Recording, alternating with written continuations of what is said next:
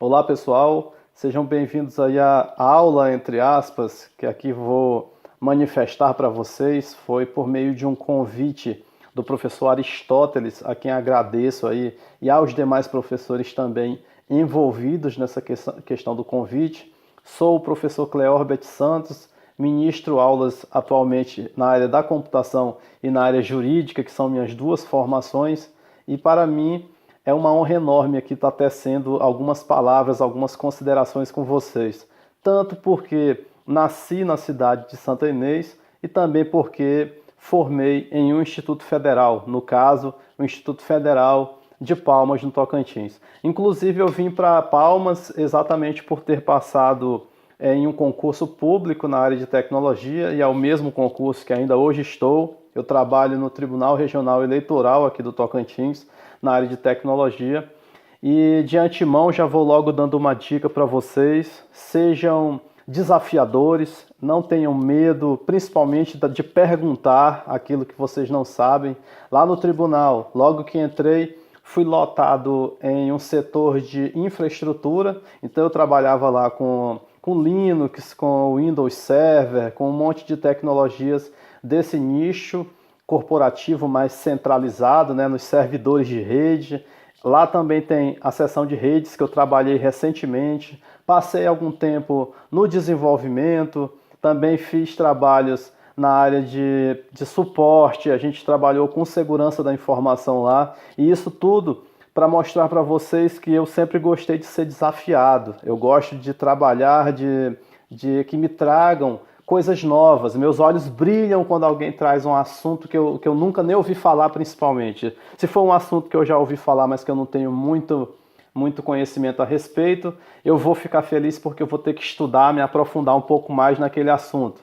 Mas se for algo que eu nunca vi, principalmente nessas áreas que eu estou falando, eu vou ficar ainda mais feliz porque vai ser um desafio a mais para a minha vida. Eu vou ter que pesquisar, eu vou ter que conversar com pessoas, eu sempre vou entender que há desafios, que há obstáculos grandiosos, e aqui eu já dou logo uma dica para vocês. Dei uma, né? Sejam corajosos, desafiem-se a si mesmos todos os dias, né? Tentem se desafiar, aprender um assunto novo, mesmo que não seja na área da computação, mesmo que seja em outras áreas, mas que você possa fazer o que a gente chama de interdisciplinaridade. Isso está muito em voga, aliás, sempre esteve, e infelizmente as pessoas às vezes não dão tanto valor a isso, mas eu falo porque posso falar também. Sou da área jurídica, falei, eu dou aula em cursos de direito em vários lugares, em várias instituições, e essa interdisciplinaridade faz com que você se desafie ainda mais.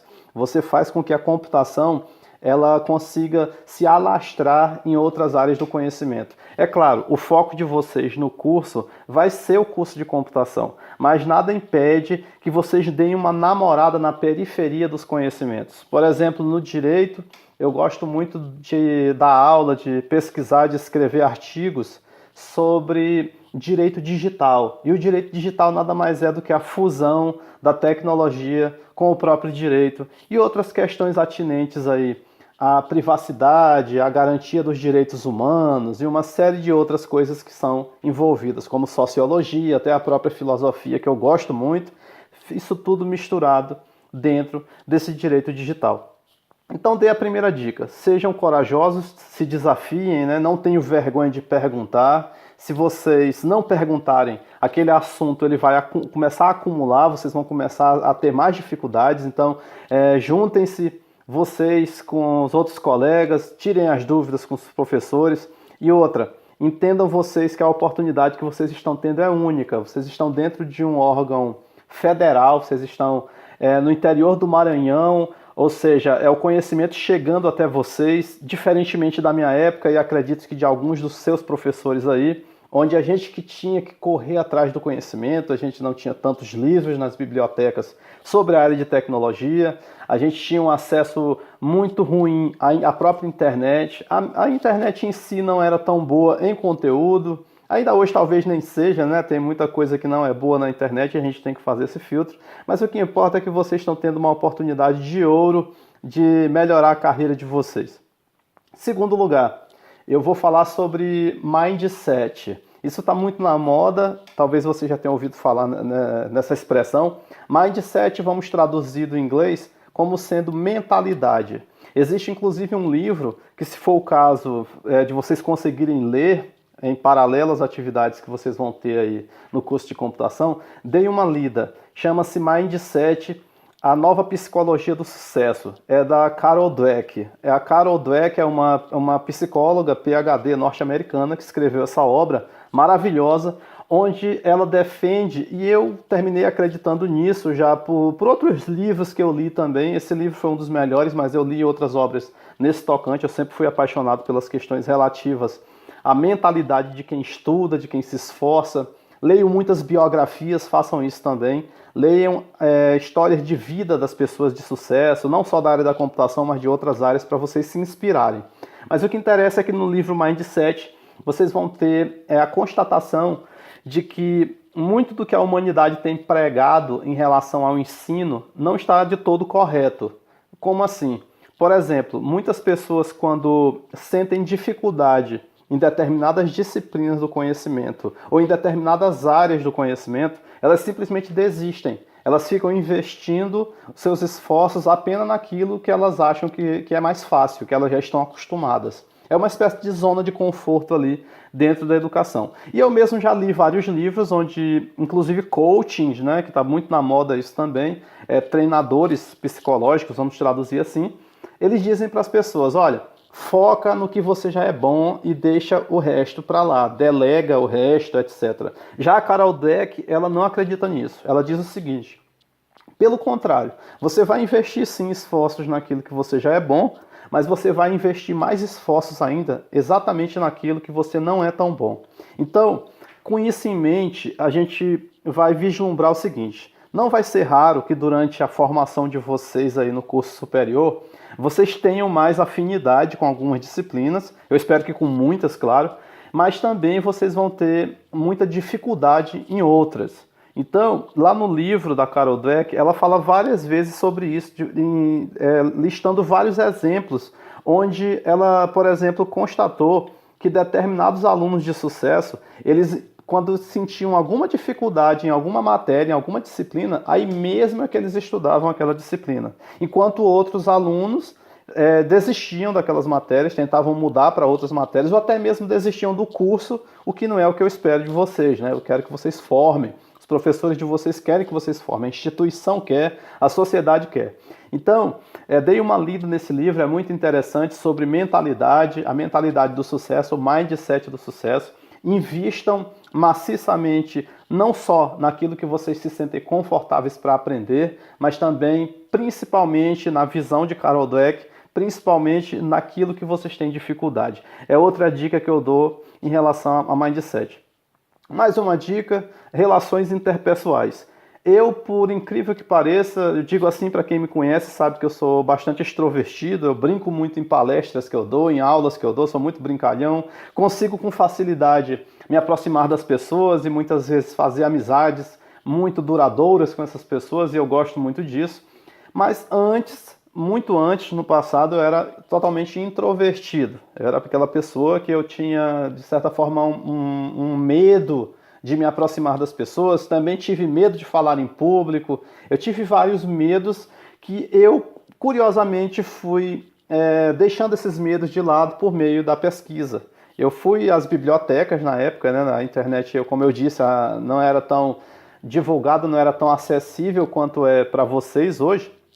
E nessa época eu li li alguns livros de comportamento nesse sentido, de como quebrar a introspecção, como é que eu ia poder quebrar o gelo em determinadas situações. E eu fui desenvolvendo isso e hoje eu tenho essa capacidade, ainda bem, para trabalhar com 2 pessoas na minha frente ou com milhares num palco, numa plateia. Então, desenvolvam isso também. A computação ela precisa de profissionais excelentes, profissionais técnicos, mas ela precisa também de profissionais que tenham um pouco de extroversão.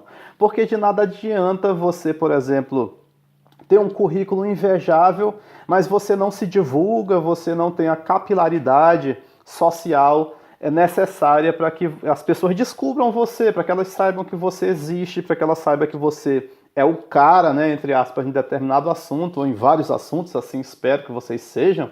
Então desenvolva essa questão de interpessoalidade. Vocês podem começar a dar uma pesquisada sobre as diversas formas de manifestação do ser humano, como desenvolver a fala, e vocês vão estudar sobre oratória, como desenvolver a vergonha de falar em público, como desenvolver a proximidade com as pessoas. Isso tudo tem na internet, tem alguns artigos, alguns livros, alguns textos mais profundos, outros mais superficiais, mas o que importa é que no momento em que vocês decidirem pesquisar a respeito disso, vocês já vão estar dando o primeiro passo para melhorar suas relações interpessoais. Para que isso? Para melhorar a sua própria figura como profissional na sociedade também. Então, falando sobre questão da computação mesmo, eu falaria também sobre direito, que é uma área que eu gosto muito. Eu já falei sobre o direito digital, que está muito na moda. Inclusive, o direito digital é muito amigo de uma área que eu trabalho, que é a perícia computacional, também chamada de perícia digital, que ela pode ser também chamada de perícia computacional forense, quando ela acontece no meio de um processo judicial. Digamos que alguém invadiu um dispositivo informático, que é como a lei chama aqui no Brasil, alguém fez uma invasão num servidor de rede, invadiu os computadores de uma faculdade ou invadiu o celular de alguém. Então, se for aberto ali um processo criminal, ou então se for dentro do âmbito de uma empresa, mesmo sem processo criminal, e queira se descobrir a autoria, ou seja, quem fez aquilo ali, quem cometeu aquele ilícito, quem cometeu aquele crime, então vai ser chamado um profissional chamado perito. A perícia digital trabalha com isso, com a reconstrução do passado. Aí você vai ter que entender exatamente de várias áreas da computação. Você vai ter que entender de sistemas operacionais, que vocês devem ver aí no curso. Vocês devem entender de sistema de arquivos. Dependendo do caso, vocês vão ter que entender de engenharia de software, de estrutura de dados, para que vocês possam recuperar ali vestígios que podem se tornar evidências de um crime. E depois você vai levar, se for o caso do processo criminal, levar essas evidências ao juízo, ao judiciário, para o judiciário ver se aquilo pode realmente funcionar como prova, igual a gente vê nos filmes, né? Então, uma área muito interessante, que eu gosto, é bem seleto, no sentido de que são poucas pessoas no Brasil que trabalham com isso. Há concursos excelentes na área da perícia, como o da própria Polícia Federal, existem peritos excelentes, inclusive vários deles foram meus professores e hoje são meus amigos, a gente até faz trabalho juntos, na área da docência, inclusive. Existe as polícias civis também, que tem concursos nesse sentido. Eu falo de concurso também porque é uma das vias de acesso à estabilidade, né, a tão sonhada estabilidade, porque eu sou concursado também, gosto demais do que eu faço no órgão que eu trabalho. Falando novamente da área da computação, deixem os olhos bem abertos para essas três áreas que eu vou falar. Uma delas é o desenvolvimento mobile, mobile, como muita gente fala, embora a pronúncia mesmo seja mobile, bem estranha, né? Então, abram os olhos para programação para dispositivos móveis. Acredito eu que isso não vai sair da moda tão cedo. Então, por onde andei nas minhas andanças aí pelo mundo, eu vejo inúmeras vagas abertas sem que haja preenchimento, ou seja, há mais vaga do que profissionais. Nos Estados Unidos, por exemplo, se você abrir sites como o Monster.com ou o Glassdoor, que são sites aí, de busca de vagas de emprego, todos os dias abrem novas vagas para desenvolvedor móvel, para desenvolvedor de dispositivos móveis. Eu acredito que vocês vão ter disciplinas de programação no curso de vocês, porque é um curso excelente pelo que eu já andei lendo lá no site. Então deem uma olhada nisso, é com certeza uma das áreas que já está prometendo muito e ela está cumprindo, né? Ou seja, em termos de mercado de trabalho. A segunda área é a ciência de dados. Hoje, inclusive no direito digital eu trabalho com isso, há uma coleta desenfreada de dados, inclusive recentemente, olha a interdisciplinaridade funcionando aqui. Recentemente nós tivemos a aprovação de uma lei que vai entrar em vigor em breve sobre a proteção de dados pessoais aqui no Brasil. Essa legislação ela é baseada numa legislação internacional, aliás, em várias, mas principalmente na legislação lá da Europa. A Europa saiu na frente e criou a GDPR, que é uma lei, é uma norma lá no ambiente europeu para proteger a coleta proteger os dados que são coletados de cidadãos europeus. Não importa onde eles estejam, o que importa é que essa lei tenta proteger, ou seja, as empresas vão ter que se adequar a essas normas, a essa lei lá da Europa, a lei aqui do Brasil, uma lei recentemente nesse sentido foi aprovada também, já está em vigor lá na Califórnia, nos Estados Unidos, inclusive eu até conheci gente que trabalhou na elaboração dessa lei.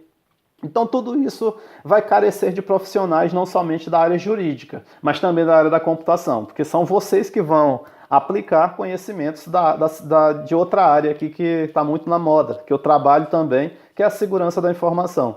Então, se uma empresa precisa proteger informações, por exemplo, no banco de dados, vocês vão ter que saber como fazer segregação de dados, vocês vão ter que segregar papéis de usuários, segregar funções dentro daquela empresa, tudo via software, às vezes até fisicamente via rede, isso vocês vão ver no curso, acredito, via hardware também, e aplicar a tão famosa criptografia. Vocês vão aprender, como profissionais da segurança da informação, vocês podem ser chamados para fazer isso em loco, nas empresas, isso está muito na moda também. Na realidade vão ser 4 áreas no frigir dos ovos, né? Eu já falei sobre a ciência de dados, aliás, ainda nem falei sobre a ciência de dados, falei sobre a segurança da informação, né, que tem a ver com isso também. Então, o que seria ciência de dados? As empresas coletam milhões de informações, digamos, por segundo. Eu não tenho esses números exatos, mas vocês sabem que nós toda hora estamos fornecendo informações para redes sociais, enfim. Nós temos hoje a internet das coisas, né, com sensores que são instalados em diversos dispositivos. A gente tem boneca no quarto conectada à internet, a gente tem pulseira, tem relógio, tem wearables, que são as roupas conectadas à internet, a gente tem lâmpadas conectadas à internet, então essa internet das coisas é uma grande fornecedora de dados para os tais Big Datas, que são verdadeiros armazéns de dados que as empresas mantêm, coletando informações não somente de dispositivos, mas também das pessoas por meio desses dispositivos. E quem são os cientistas de dados? Cientistas de dados são aqueles profissionais que eles vão ter acesso a essas bases gigantescas de informações, essas bases de dados imensas, e vão fazer filtros, pesquisas em cima daquelas bases de dados para gerar sabedoria, para gerar conhecimento para que as empresas possam tomar decisões. Por exemplo, se você tiver um tênis que é conectado à internet, com o passar do tempo, esse tênis mandando informações para a empresa que o produziu, essa empresa pode mandar uma mensagem para você dizendo o seguinte: olha, o tênis que você comprou é excelente, blá blá blá, mas a gente tem um tênis mais apropriado para o local onde você caminha, porque a gente viu que você caminha muito em pedras, por cima de pedras, em um terreno pedregoso, então é interessante que você use esse modelo de tênis e não esse atual, seria mais apropriado. Então as empresas tomam decisão a partir das informações que coletam. Porque a gente até fala no direito digital que nós somos o produto, né? Hoje a gente informa de graça várias vezes sobre nossas vidas para as empresas, para essas redes sociais, para governos, etc. E eles, com base nisso, tomam decisões a respeito das nossas vidas também. Então, só para fechar aqui nossa conversa, eu tenho que falar para vocês sobre Aristóteles, que não o professor, que com certeza também é um excelente pensador, mas o Aristóteles grego mesmo, filósofo, no conceito dele de excelência. É bem batido isso, mas eu gosto de falar porque eu acho muito importante, que ele disse, a excelência ela não é um objetivo a ser alcançado. Não somente isso, né? Não é só isso que deve ser colocado em mente ao se falar de excelência. A excelência ela tem que ser um hábito. Então, quando vocês estiverem namorando alguém, sejam o melhor namorado, sejam a melhor namorada daquela pessoa. Se você é filho de alguém, seja o melhor filho. Isso eu estou falando de 24 horas por dia, nos momentos que você estiver sendo aquilo ali. Porque nós vestimos na sociedade vários papéis. Por exemplo, nesse momento eu estou sendo aqui um colaborador da educação. Em outro momento eu sou pai, em outro momento eu sou marido, em outro momento eu sou filho, em outro momento eu sou professor. Então, em cada momento desses, não esqueça de Aristóteles, seja excelente. Se você está na sala de aula, desliga o celular, esquece o que está do lado de fora. Você tem que ser um excelente aluno.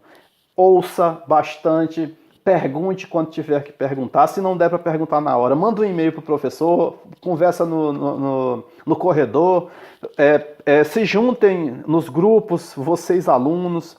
Relações interpessoais, lembro de novo, né? Eu dei essa dica. Se aproximem, façam amizade, não se isolem. Não dá para vencer no mercado de trabalho de maneira isolada. São raros os casos onde se consegue fazer isso. Mas o que importa é que vocês sejam excelentes.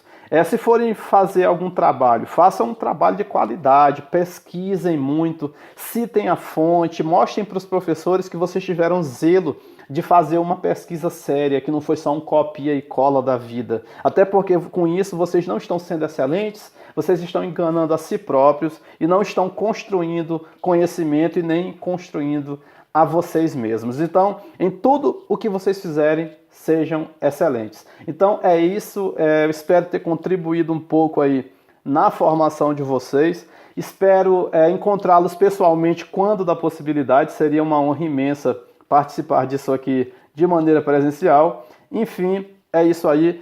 O meu nome é muito diferente, então é muito fácil de você achar o meu site na internet. Lá tem um formulário de contato. Qualquer dúvida pode mandar, eu sou bem acessível, respondo tudo que eu recebo.